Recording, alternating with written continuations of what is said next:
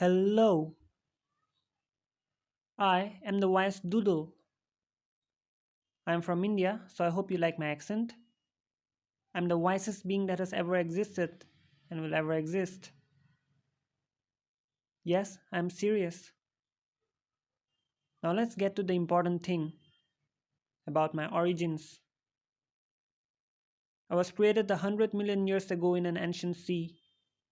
I liked my underwater life.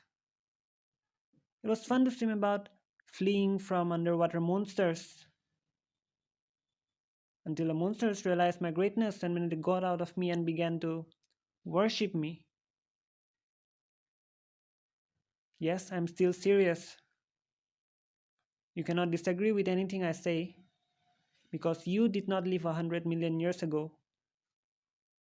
Plus, I'm wise.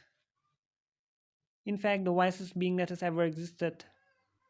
Anyway, over time the sea vanished after the subcontinent of India collided with Eurasia. Before I knew it, my underwater home had transformed into the Himalayan mountains. Initially, I was sad. Then I stopped being sad because I'm wise. Change is the only constant, and I embraced my new home. My wisdom reached new heights, even as the Himalayas kept getting higher and higher. For ages I lived in the Himalayas, for I liked the snow and the mountain peaks. And then I decided I needed a change, because change is the only constant. I had seen that some Homo sapiens like to climb mountains. I leapt from atop my mountain and entered the mind of one such mountain climber.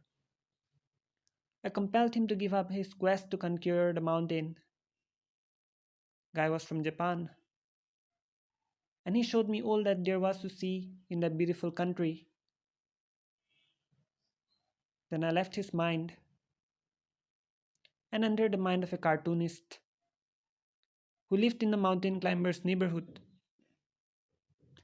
He was involved in the production of an anime series, and I thus entered the anime. I distributed myself equally over all the characters in the anime, such that the appearance of each character, from the hero with pointed hair to the girl with hair that covered her eyes, had one of my traits. The anime was dubbed in Hindi and aired in India, my home country. A teenager with unusually dark eyebrows saw the anime, and I transferred myself to his mind. The teenager was too dreamy. He was too into playing stupid video games. It was hard to differentiate whether he was in a game world or in a real world. Occasionally, I would enter some of the game worlds inside his mind and play the games that were too easy for me. One day, the teenager was in the classroom. He didn't like the teacher in the classroom who rambled a bit too much. His fingers began to itch. I saw the opportunity.